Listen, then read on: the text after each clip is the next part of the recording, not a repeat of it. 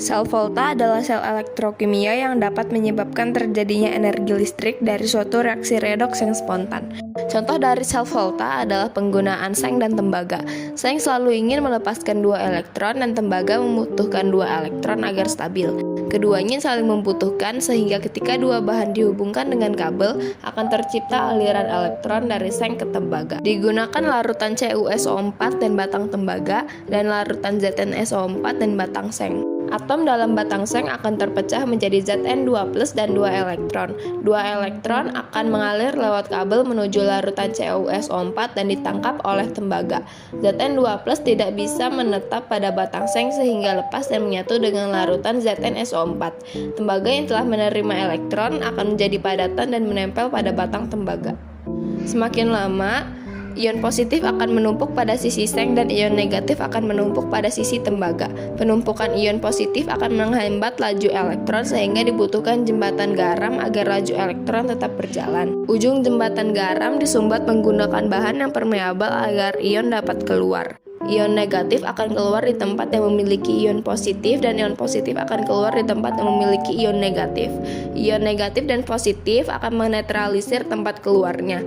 Dengan cara ini, alur elektron dan listrik akan tetap stabil. Sel volta membutuhkan reaksi redoks. Pada Zn dan Cu2+, Zn berubah menjadi Zn2+ dan 2 elektron dan merupakan reaksi oksidasi karena terjadi kenaikan bilox. Reaksi Zn akan terjadi di anoda, sedangkan Cu2+ menerima 2 elektron sehingga berubah menjadi Cu dan merupakan reaksi reduksi. Reaksi reduksi ini akan terjadi di katoda. Sel elektrolisis menggunakan arus listrik untuk menghasilkan reaksi kimia.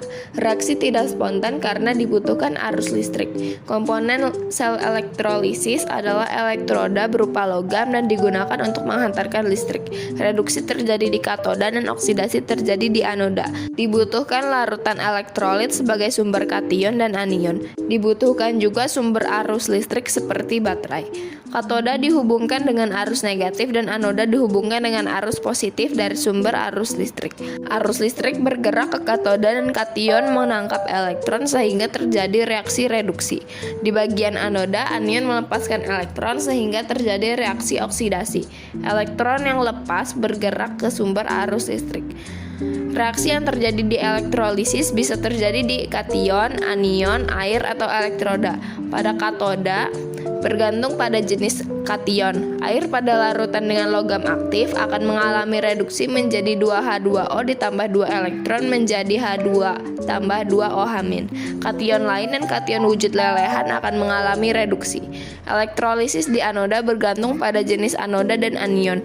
Anoda inert tidak terlibat dalam reaksi oksidasi, sedangkan anoda tidak inert mengalami reaksi oksidasi. Anoda inert adalah platina, karbon, dan emas. Pada anoda inert, air akan teroksidasi apabila ada sisa asam oksi. Sisa asam lain seperti OH- dan O2- mengalami oksidasi. Anoda tidak inert akan beroksidasi seperti Cu, Ag, dan Pb.